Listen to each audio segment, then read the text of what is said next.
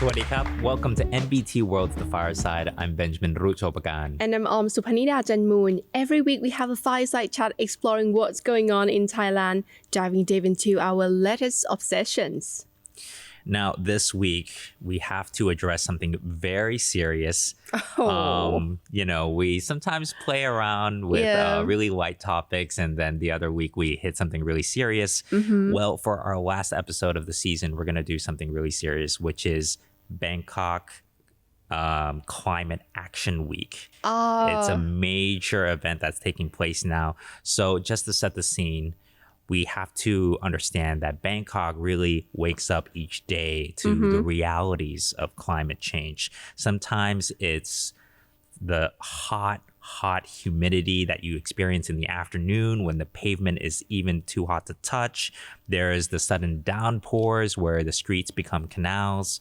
And then every year, there's that seasonal haze that we struggle with, that transboundary haze that we deal with that chokes the air and makes it difficult for us to even leave our homes, and everyone has to get air filters. So this is the backdrop that Bangkok is organizing Climate Action Week, or BKK-CAW 2025. Southeast Asia's premier event activating whole society engagement in climate action and green transitions.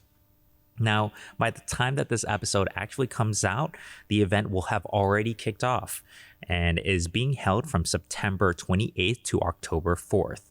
With the motto, Living the Impacts, Leading the Change, Bangkok Climate Action Week recognizes that Southeast Asia is already experiencing the consequences of climate change. So our citizens, our communities, and our institutions all have a role to play in shaping climate-safe futures. So Climate Action Week was inspired, actually, and supported by London Climate Action Week, or LCAW, which has become the largest independent climate gathering in Europe. So with that ambition, this festival, Bangkok joins the growing global network of climate weeks. This year, there are climate festivals in Sydney, Australia, Los Angeles, San Francisco, New York, and Washington, D.C. in the U.S., Rio de Janeiro in Brazil, and Baku, Azerbaijan. The UN has also organized its own climate action weeks. There is one in May that took place in Panama City, and there was one in September that took place in Ethiopia in Addis Ababa.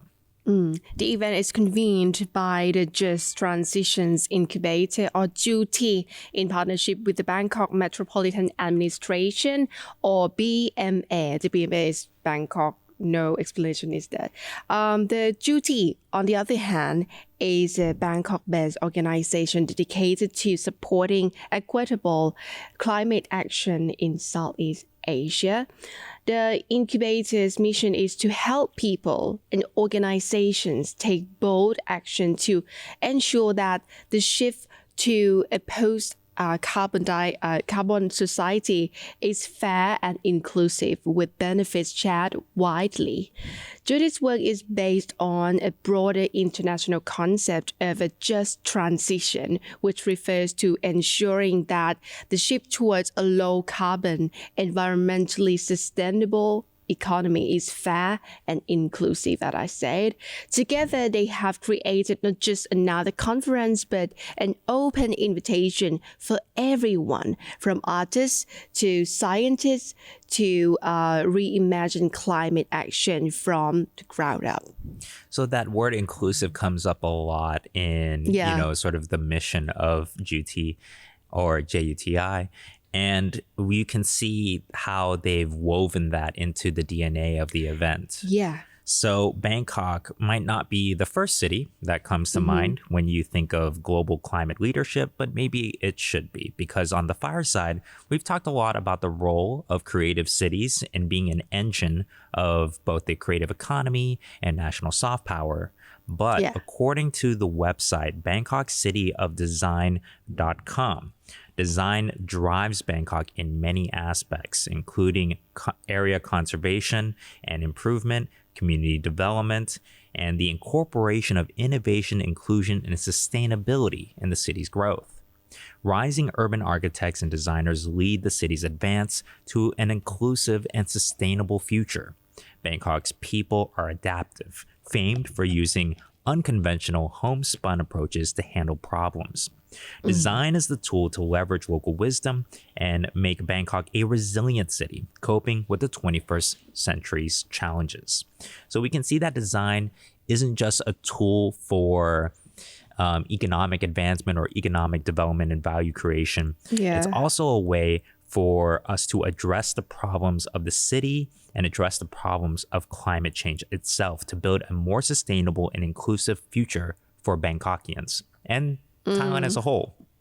So by hosting Climate Action Week, the city confronts its own challenges and positions itself as a regional driver of transformation. Right, and one valid argument that we should address is that Thailand is a very small country. According to the fourth biennial update report 2022, Thailand's total greenhouse gas emissions was approximately 372 gigagrams of carbon dioxide equivalent, or only 0.8% of the global emissions. That means that even if Thailand invested into being completely net zero, it would barely make a dent in global warming. In contrast, the top 6 economies by greenhouse gas emissions in 2023 were China, the US, India, the EU, Russia, and Brazil. Yeah, it's important to note, we're going to share this graphic in the video version of this episode, but China contributed 30% of greenhouse gas emissions, the US 11%, India 7.8%, the EU 27%, excluding Britain, is 6.1%, and Russia was 5%, with Brazil at 2.5%. So these are the top 6. So actually, if you look at it in a nation by nation comparison, Thailand is not a big contributor of greenhouse gas emissions. Yeah. But even though it's not a big contributor, it is at risk of climate change. So it is consistently identified as one of the countries that are the most vulnerable to climate change. According to Thailand's most recent National Adaptation Plan, or NAP, Thailand is constantly identified in the top rank of countries most vulnerable to the impact of climate change and climate-related disasters, such as severe floods, prolonged drought, storms, landslides. These catastrophic events continue to increase in frequency, severity, and fluctuation, consequently resulting in unprecedented loss and damage to the Thai economy and society. Additionally, Thailand has been experiencing the risks and impacts of slow onset events associated with increasing temperatures, land and forest degradation, rise in sea level, and coastal erosion. Climate change has also affected human settlements, health and well-being, biodiversity, and the ecosystem. Yeah, public awareness of this risk is very high. The Thailand Environmental Survey 2025 by Market Bus and Thammasat University School of Global Studies finds that Thais consider the environment among their top 10 concerns, even more so than rising prices. Within environmental concerns, global warming, air pollution, and climate change were the top 3 issues. So, yeah, these are the things that Thai people care about. So I think that the reason why I wanted to address this concern, because I think it's something that's nagging in the back of everybody's head, is if you're a small country, not a big contributor to global warming, then why should you care? Why should you invest in being net zero? Right. And for me, it really comes down to, it's sort of a game theory thing where if nobody does their part, then it adds up.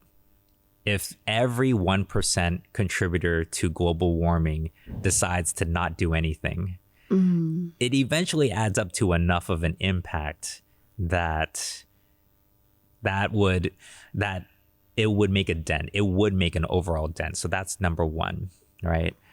And number 2 for me is the fact that things that are piloted in Thailand can be applied abroad. There are success cases in Thailand that can be used and implemented on a wider scale in the bigger polluting countries. So if something works here, and it gets scaled up, we can make a real difference. 1 grain of rice can tip the scale. I don't know why I'm quoting Mulan, but it feels irrelevant here. Anyways, I think that small countries can still make a big impact. And also, even if you were to be self-interested and you're just thinking about the economical side, well, major countries are trying to transition away from fossil fuels and from polluting or climate change sensitive industries. So as businesses try to control their scope 3 emissions, which is the emissions from their supply chain, they will turn away from vendors and suppliers that are the worst polluters or emitters of greenhouse gases. So that makes us more competitive if we invest in being net zero. Yeah. And then more businesses abroad will want to rely on Thailand and incorporate Thailand into their supply chain. That's why it is very important of Thailand achieving net zero emissions. And it's a good sign to see other countries as well. Like I see the trend of net zero emissions around the world. Seriously. Everyone talk about this. Every country try to have the aim of achieving this goal altogether, although they have different year of achieving it. That's right. With that said, let's take a look at Bangkok Climate Action Week and see exactly what makes it different from other climate-focused events. For that, let's take a quick look at the festival's sizzle reel, where Juti founder Leo Horn Patana No Thai talks about his ambitions for the event. Every week there's a new headline, yet public awareness or appreciation of the urgency of climate action is still very weak. Bangkok Climate Action Week is a city-based festival that will take place annually in Bangkok, and the aim is to make climate action relevant and engaging for the broader public. And representing the BMA is Bangkok Governor Chacha Sittipan, who underlined the role that cities play in climate action. He said climate change impacts everyone, which is why climate action must happen in every city. PM 2.5 clearly shows that we are experiencing huge impacts, but even the rainfall itself has changed. There have been floods in areas that aren't normally impacted. Our city faces everyday problems such as waste management and waste collection. So if we start by addressing the issues we already face, I believe we can work together to find solutions. It's what Chacha Sittipan said. That's right. And meanwhile, a business owner, Shirley Kem Upson Siri Sukha, the Thai actress and founder of the eco-conscious brand Siri Thai, said it's an event that will make the issue of climate change more accessible and relatable for everyone due to the fact that so many organizations and sectors are involved, and at so many event locations, it could help to raise awareness in many diverse ways. And it could be fun. It could be a new way to draw more interest towards environmental issues. One of those venues is the Bangkok Art and Culture Center, or BACC. BACC Director Kim Adulaya Hundragoon said, I believe art is a great communication tool. It can evoke emotions for its audience, encourage them to reflect on their own behavior and how it can help our environment. That's right. And also a major force for social change is the youth. We know from our episodes on travel trends that Gen Z and to a lesser degree millennials have a stronger sense of environmental responsibility than the generations that came before. No hate. According to Katip Natida Ratanasawat, a youth influencer with the Climate Coalition, Thai Climate Justice for All, the things that the newer generation can speak to when it comes to the subject of climate change is when we get down to the root of it, is that we love nature. We love animals, we love rivers, we love the thing that's called nature. Our love is all that we need to be able to recognize that the natural world is changing. Climate change is changing nature, and nature is telling us that the planet is changing. We can easily understand this through our own bodies, our own senses of the environment that we live in. Our love of nature is all it takes to drive climate action. So I wanted to ask, like, we've heard from so many different people from so many different Right. sectors. Which one did you respond to, or which one resonated with you? I am more connected with the idea of emotions. Connect emotion with how we change behavior to be aware of this more. So I'm connected with Kun Kim Adulaya Hundragoon, the director of BACC. More, she said about the art is like the communication tool in order to evoke emotions for people to feel more about this issue and to change behavior. Yeah, I definitely think that when you have an emotional connection to an issue, or even like an emotional connection to a vision, like what future do you want to live in? And what does it take for you to live in that future? Right. You know, then I think that people can be activated to support social change. Yeah, it's powerful enough to change people. And if people feel this and change their own behavior, I think the society would change about all this. What about you? Oh, man, I didn't prepare one. I honestly think that the youth influencer was very sort of powerful to me, and I'm sort of biased because I want to believe in youth. I want to believe in Gen Z and Gen Alpha and to a lesser degree millennials as ourselves as we age into leadership roles. I think that, you know, I want us to take up the baton of climate action, and I want us to do exciting new things. Yeah. And, you know, show that it can be done. And the more that we value climate action and the more that we value sustainability, the more that the systems that we work within, the democratic systems, the capitalist systems, the stocks, markets, etc., I think that these systems will shift to cater to our preferences and our, just as consumers even, you know.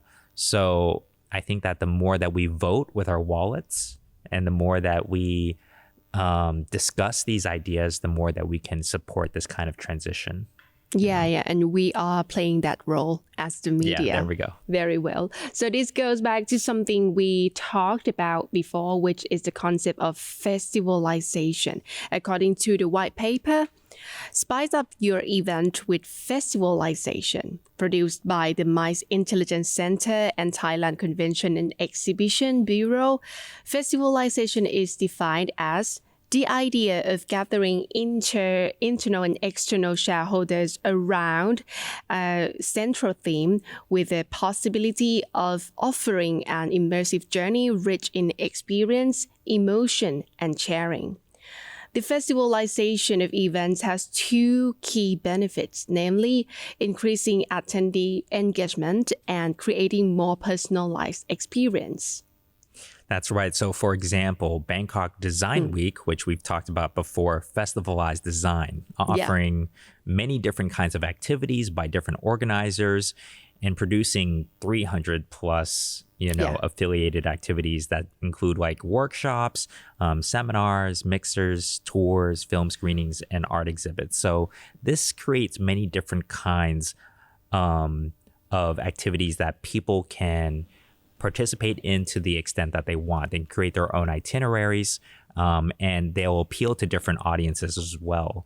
So that's how it increases audience engagement and participation, but also it makes it more inclusive for everyone. Yeah. So similarly, we find that Climate Action Week is festivalizing climate action. This allows different stakeholders, including policymakers, entrepreneurs, and content creators even, to engage in whichever way that they want. So for the first ever event, there are over 200 activities being held in connection with BKK CAW. So with that said, let's dive into some events and activities we recommend. The first one is Local Regenerative by Arcadia Fine Foods. Is an 8-day immersive journey of chat, meals, dialogue, and practice.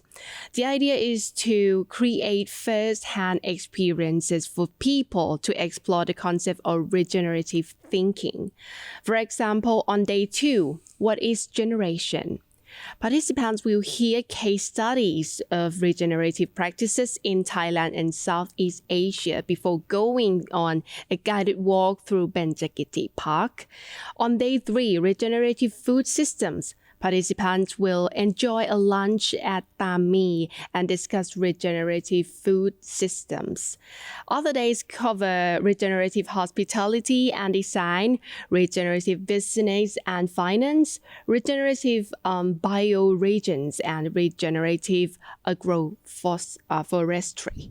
That's right. So it's the difference between whether or not you want to conserve something, which is to maintain it, or you want to regenerate it, which is to improve it. So how can commercial activities, how can all these sectors, hospitality, design, business, finance, how can these things actually improve and make nature more resilient, make biodiversity more resilient, the environment better, that kind of thing. So meanwhile, we have something for the artistic crowd, which all the activities at BACC that include the SOS Sound of Scorched Earth exhibition. That's an interactive media, light, and sound exhibition that explores the climate crisis and its impact on soil, water, air, and electricity. Meanwhile, Planet in Focus by the Documentary Club will screen 5 powerful documentaries with Thai and English subtitles that bear witness to the severe and unavoidable impacts of climate change on communities across the globe. And at the Changing Climate, Changing Lives, or CCCL Film Festival, you'll be able to see film screenings that harness the emotional impact of cinema to inspire action, raise awareness, and spark meaningful dialogue around environmental challenges as well. This is very interesting. And all for you entrepreneurs. We have the CDX Summit 2025 taking place from October 1st to 2nd at the Radisson Blu Plaza Hotel.